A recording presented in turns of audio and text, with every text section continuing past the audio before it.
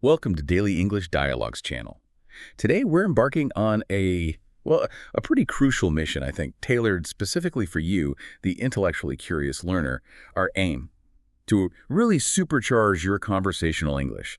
We're going deep into a fascinating stack of source material, focusing on advanced dialogue functions, and quite specifically, the really rich metaphorical language around the winter season. Yeah, exactly. Our sources give us this brilliant interception of what we might call applied fluency. It's about moving beyond just the basic survival phrases. We want you using the structural tools and, importantly, the complex idioms that really define sophisticated English. Okay.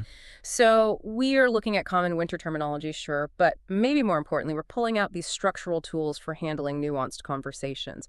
Whether you're trying to make the most polite request imaginable or maybe narrating some intense emotional event. Okay, now let's unpack that. So the goal here is synthesis. We're not just, reading definitions off a page. We're trying to integrate advanced usage, those subtle grammar patterns, and real-world conversational flow. We really want to help make sure that every linguistic choice you make is precise, helping your English sparkle, like you said, like freshly fallen snow. It's about incorporating those precise expressions that native speakers just, well, deploy without even thinking about it. Right. And to get to that level, that conversational mastery, we first have to nail down the essential structures, the ones that govern our daily interactions. And that really starts with how we communicate our internal state, what we want, what we need, what we prefer. Because honestly, the difference between sounding maybe a bit demanding and sounding polished, often it comes down to just a single word choice. hmm And the sources really highlight a critical distinction right away in expressing desire. The difference between want and the much softer would like.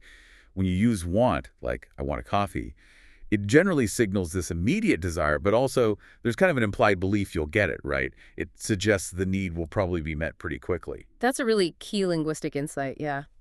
Would like, on the other hand, it's fundamentally a conditional phrase. It acts as a politeness marker.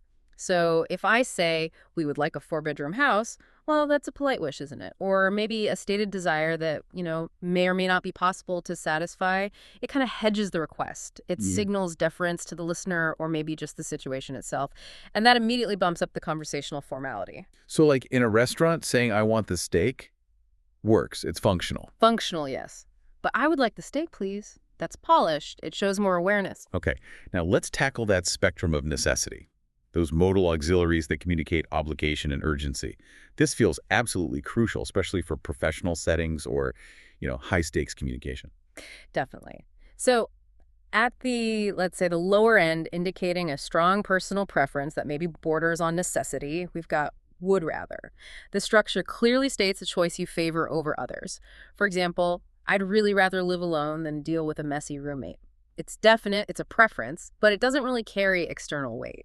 Right, it's personal. Okay, so moving up in intensity, we hit need and have to. And the source material seems to emphasize that the language you choose here dictates both the urgency and, critically, the source of the obligation. Is that right? That's exactly it. The source is key. Need is often used for urgent, often internal attention, or maybe an action that's required to prevent some immediate negative consequence. Like if I'm having chest pains, I'm going to say, I need a doctor. The urgency is right there, immediate, and the obligation is, well, personal survival. Makes sense.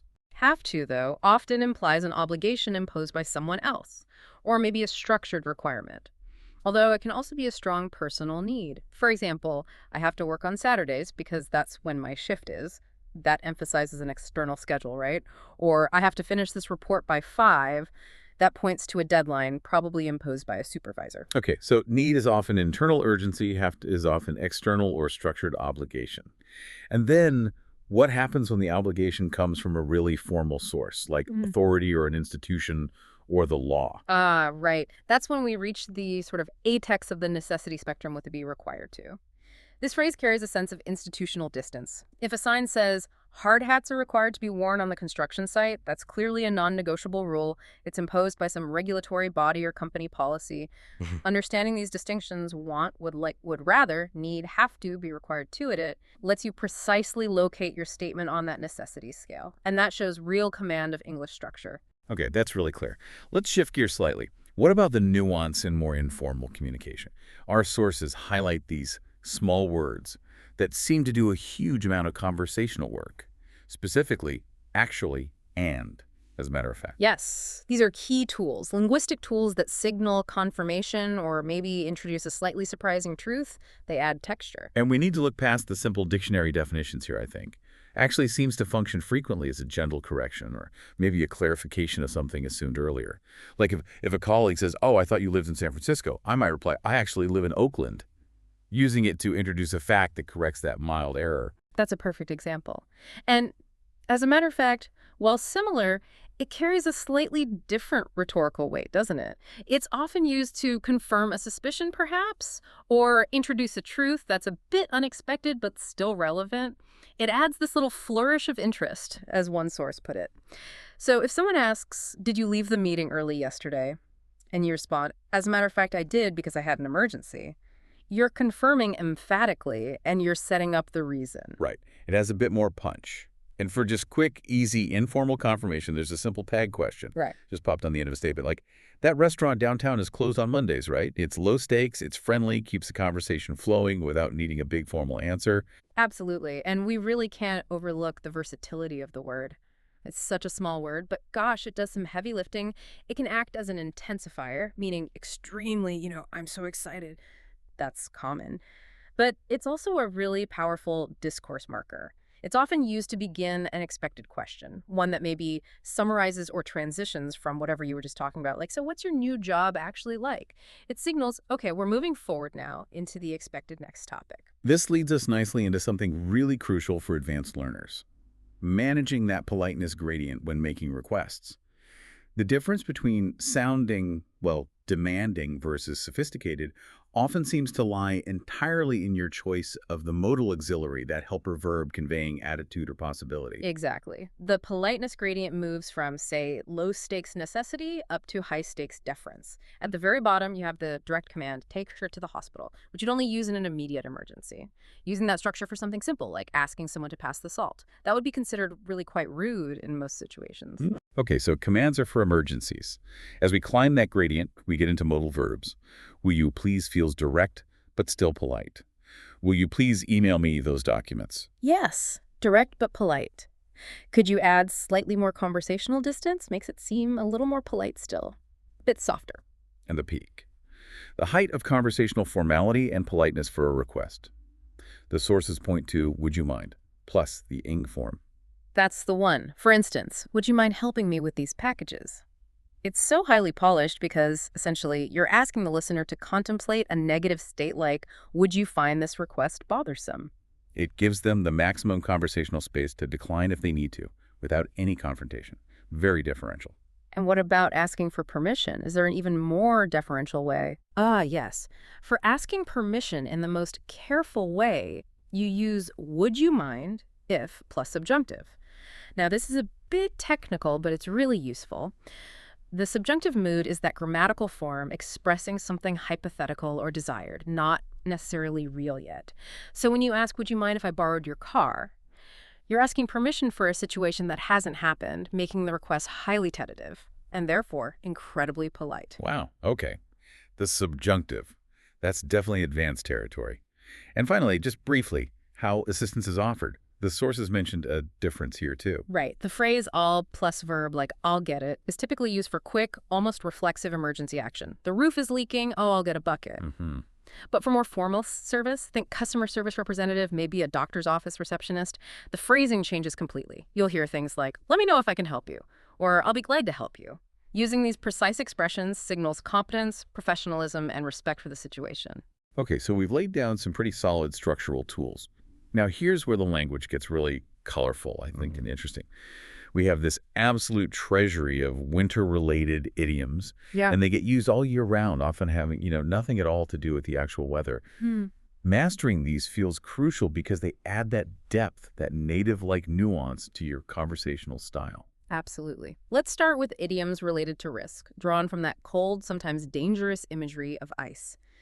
The phrase "to be on thin ice," I think most people have heard this one. It's universally understood to mean you're in a risky, precarious situation, socially or professionally. For instance, after missing 3 deadlines, Jen knows he's on thin ice with his manager.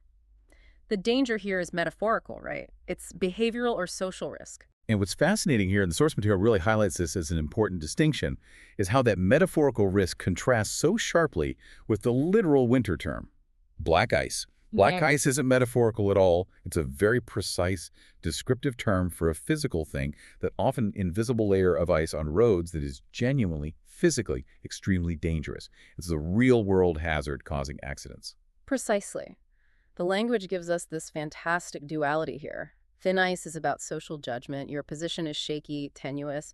Black ice is about physical reality. The actual environment is treacherous. So one is about hidden moral or behavioral danger. The other is about hidden physical danger. Recognizing the subtle yet pretty pervasive use of the same core imagery ice in two really distinct contexts, that's a hallmark of advanced fluency. Okay, another powerful idiom of uncertainty mentioned is a snowball's chance in hell. This sounds definitively pessimistic. Oh, it absolutely is. It means something has basically zero chance of succeeding. No chance at all. The image, a snowball lasting in a hot, infernal place, it just clearly emphasizes definitive impossibility, you might hear. Does that little startup have a chance against the industry giants? Ha! It has a snowball's chance in hell. Right, very final. But then, moving in the positive direction, we have the flip side of that same image, and snowball effect. Exactly. This describes a process that starts small, but then gains significant, often accelerating momentum and magnitude as it continues. Just like a real snowball rolling down a hill, getting bigger and faster.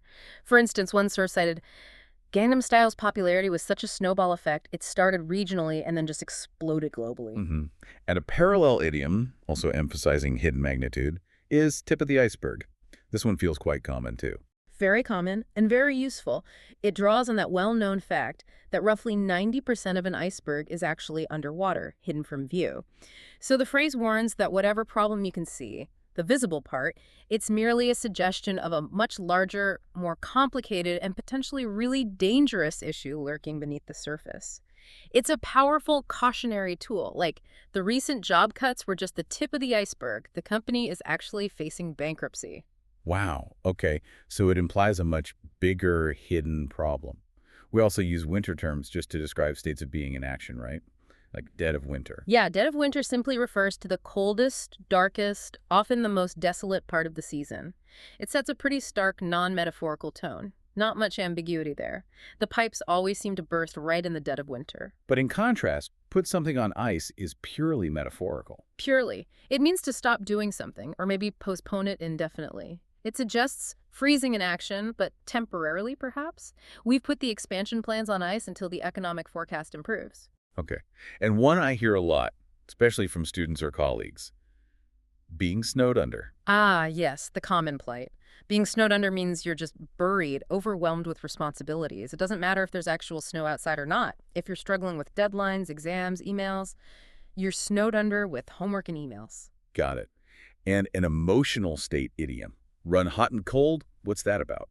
This one describes being indecisive or constantly wavering between two opposite opinions or maybe emotional states. It's often used regarding a relationship or a big decision. She runs hot and cold about moving abroad. One day she's practically packing her bags, the next she wants to stay home. Changeable, inconsistent. Okay, and let's quickly detail a few more precise winter terms and social functions mentioned. A snowdrift. Right, a snowdrift isn't just any pile of snow. It's specifically a deep pile that's been built up by the wind. The wind action is key. And if you're physically unable to leave your home or wherever you are because of heavy snow accumulation, well, then you are literally snowbound, trapped by the snow. And of course, the classic social function. To break the ice. Yes, vital social lubricant, this one. It means to create a friendly, relaxed atmosphere, usually at the start of a meeting or a party, just to overcome that initial stiffness or awkwardness between people. Very important skill. Now, one that sounds a bit quaint. Pure as the driven snow. It does sound a bit old-fashioned, doesn't it? It Yeah. traditionally describes someone as very innocent, chaste, morally pure. However, the sources do note that today it's frequently used ironically, you might say it sarcastically, about, say, a politician who just got caught in some scandal. Oh yes, he's pure as the driven snow. The irony adds a layer. Okay, and one more that offers a kind of narrative insight. Cold light of day. Right. This refers to a time, usually the morning after some emotional or maybe dramatic event, when you can look back at things more objectively, more unemotionally. Those decisions seem like a good idea last night, but let's look at them again in the cold light of day. It implies a clearer, less emotional perspective. Okay, so we've moved from the abstract language of metaphor to more practical application. Let's look now at the actual phrases people exchange when winter really hits. This covers everything from, basic small talk to essential safety warnings, and also those linguistic tools that just keep conversations flowing smoothly. Yeah, small talk during winter seems to serve a real function, doesn't it? Connection, shared experience against the elements. And the common conversation topics are pretty reliable resources. Talking about going ice skating, maybe the hassle or the joy of decorating, putting up lights, getting a tree. Seasonal cooking comes up a lot, making big pots of vegetable soup or chili for warmth. And specific holiday traditions too, like volunteering or just spending time with family. Definitely. And when discussing personal comfort, you might hear that very evocative phrase, as snug as a bug in a rug. It just means very cozy, very comfortable, often implying being wrapped up warmly, maybe by a fire. And a simple complimentary phrase you can use just to acknowledge someone's preparedness or maybe their style is, "Oh, you look cozy today." Simple, but nice. Mm-hmm. Now, on the practical side, safety is obviously huge in winter. The sources gave us some vital warnings that feel crucial for fluent conversation, especially with friends or family when conditions get hazardous. Simple, direct commands like bundle up, meaning wear warm clothes, and warnings about conditions. The road is slippery or slick or icy, and the direct caution just remains. Be careful driving. Yes, those are standard. But here, we really need to address the linguistic gap between those neutral comments and the highly informal, sometimes colorful descriptions of the cold. Neutral comments are things like, wow, it's freezing out, or maybe even, it's absolutely Baltic out there. Pretty standard. However, advanced learners need to recognize that many regionalisms or slang terms for cold are very informal, sometimes bordering on vulgar, and should really be restricted to close, informal company. Definitely not for the workplace. Right, this is about cultural awareness, isn't it? Phrases like, ooh, it's a wee bit nipply outside, or maybe that cold wind just cuts right to the bone. They're common in very casual settings, sure, but using them inappropriately shows a lack of formality awareness. Knowing when to use them, or maybe more importantly, when not to use them, demonstrates that advanced social and linguistic sensitivity. Exactly. Now, shifting back to practicalities like road conditions, especially if someone you know is planning to travel, it's vital to know the practical questions, the ones that show genuine concern and need for information, not just superficial chit-chat. Questions like, have the roads been plowed? Or have the roads been salted yet? Asking these efficiently conveys concern for safety and the actual logistics of travel. Good point. And we absolutely must solidify the concept of the wind chill factor. This term is everywhere in weather reports, but it can be misunderstood if you only focus on the number on the thermometer. That's right. Wind chill explains how cold the temperature actually feels to exposed skin because of the effect of the wind. It often makes the perceived temperature significantly lower, sometimes dangerously lower than the actual thermometer reading. So, if a weather report says the temperature is 10 degrees Fahrenheit, but the wind chill makes it feel like -5, you understand the actual physical danger involved in being outside. Crucial distinction. Okay, finally for this section, let's loop back to those advanced conversation connectors, the ones that keep the dialogue flowing seamlessly. Mastering these transition phrases really is a hallmark of native-like conversation. We're talking about none of that now. Which reminds me, and speaking of which, Yes, these are exceptionally useful. They show you're actively listening, that you're integrating what the previous speaker said into your own thought process. Instead of just abruptly changing the subject, you build a bridge. For example, you mentioned you're applying to college soon. Speaking of which, I actually ran into your old high school principal last week. See? It provides that smooth pivot. nice. And then there's that versatile phrase, I'll bet. Used at the start of a statement, it signals sincere belief, right? Strong conviction, like they just launched a new product. I'll bet she's making a lot of money from that. The belief sounds genuine there. Genuine, yes. But, and this is key, the nuance changes completely if you use "I'll bet" as a short, standalone reply to someone else's statement. Especially with a certain tone of voice, it often functions sarcastically to indicate disbelief. If someone boasts, oh, I spent 4 hours solid at the gym yesterday, and you just reply, flatly, I'll bet, you're communicating pretty extreme skepticism without actually calling them a liar directly. So context and delivery are absolutely everything with that one. Good to know. Okay, moving into our final section. To sound truly advanced, you, the learner, need to master that narrative voice and utilize linguistic tools that convey not just simple facts, but also emotional state and rhetorical conviction. This requires moving beyond just happy or sad to really articulate those complex internal experiences more precisely. Yeah, and the sources offer some fantastic tools for describing intense emotional states. If you're feeling tense, weighed down by worry, you are stressed out. That's common. If you're extremely scared, or maybe angry, or even excited to the point of being overwhelmed, you might say you are freaked out. And for that specific feeling of discomfort, maybe disgust or fear caused by something creepy or unsettling, you might be creeped out. It's crucial to match the verb to the precise feeling. Absolutely. And conveying relief is just as essential, especially for closing off an intense narrative arc. Phrases like thank goodness or thank God express appreciation that a worry is now gone. Simple relief. But for those moments when a really massive responsibility or deep anxiety has been successfully lifted, we use the idiom, a load off my shoulders, or a load off my mind. Like, after 3 weeks of waiting, the test results finally came back negative. Wow, that was a serious load off my mind. The physical metaphor there perfectly captures that feeling of emotional release. That's a great idiom. Now, when you're telling a story, narrating an event, sometimes the listener doesn't need every single tiny detail, right? They just need the conclusion, the main point. That's where tools for summation come in handy. Using the upshot, or the bottom line. These convey the final result or outcome succinctly, without needing to recount all the messy bits. So if you've just told a long story about a difficult negotiation, you might finish by saying, look, it was complicated, but the bottom line is, we signed the contract. Exactly. Cuts right to the chase. Now, let's delve into some rhetorical tools. Tools for exaggeration and conviction. The word extraordinaire, borrowed from French, is excellent for dramatically elevating, exaggerating the word that comes right before it. You wouldn't just say he's a decent artist. You might say he's not just decent, he's a watercolorist extraordinaire. Oh, It signals high praise, maybe a bit of flair. adds a touch of drama. More importantly, though, especially for professional arguments or persuasive speaking, we really need to master the rhetorical structures that build conviction. The sources provide a really clear sequence for structuring strong points. To begin your series of arguments, you use wordment in the first place. Right, that sets up the first point. Then, for adding subsequent positive points, you can use plus, which is more informal, or maybe in addition for more formal context. However, and this is an important distinction, if you are building a negative argument, listing reasons against something, you should use besides. For example, look, I don't think we should hire Jane. In the first place, her references were pretty weak. Besides, she demanded a salary that was way out of our range. Using besides signals, another negative point is coming. Okay, that makes sense. Pluses for adding positives, besides for adding negatives.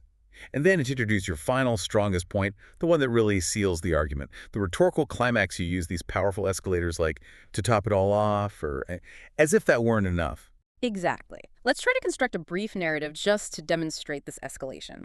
Say you're arguing against buying a particular used car. You might start, look, we really shouldn't buy this old car. In the first place, it completely fails the emissions test. Plus, the tires are totally bald, which is dangerous. Besides, the interior just smells like old milk and wet dogs. And then, as if that weren't enough, the seller just admitted the engine has a catastrophic oil leak. That final phrase really hammers home the last and possibly worst point. This structure shows real mastery of persuasive dialogue. That definitely builds a strong case. And of course, just conveying simple enthusiasm authentically is important too. Awesome is super versatile along with its synonyms. Great, fantastic, terrific, maybe cool. Using a variety of these words effectively demonstrates excitement and engagement in the conversation, stops you from just sounding repetitive. Very true. Finally, we absolutely have to acknowledge the non-negotiable reality of modern conversation. Its increasing reliance on electronic devices, cell phones, email, texting. Therefore, any modern learner simply must master the essential abbreviations used in quick electronic communication. If you can't quickly parse these, you're honestly missing crucial contextual information sometimes. Absolutely. Speed is just paramount today, isn't it? Yeah. You have to be fluent in those abbreviations, crucial for quick understanding across texting, email, social media. These acronyms really facilitate spontaneous, rapid conversation. Yeah, and we're not just talking about the super obvious ones anymore. You need the basic functional ones, of course. ASAP, as soon as possible. BTW, by the way, LOL, laugh out loud. OMG, oh my God. Those are table stakes now.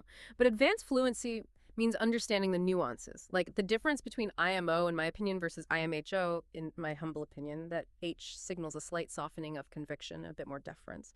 Or knowing that TIA means thanks in advance, often used in professional emails to kind of nudge someone toward action. The use of abbreviations really reflects this need for efficiency and clarity in our fast-paced age. And think about the subtle way questions are abbreviated too, who we talked about as a quick verbal confirmation check. Well, in text, you might see YR, which stands for yeah, right. But it's used almost exclusively to indicate sarcasm or disbelief. It's a perfect example of how conversational nuance gets translated into electronic shorthand. Mastering this layer of language, the electronic layer, ensures you are never linguistically, well, snowed under by a rapid-fire communication stream. Hashtag outro. Okay, so this deep dive has really, I think, thoroughly explored the sophisticated tapestry of English conversation. We've gone from the precise use of those necessity modals, like need and have to, and the high-stakes politeness of the subjunctive mood, all the way to the metaphorical depths of those winter idioms.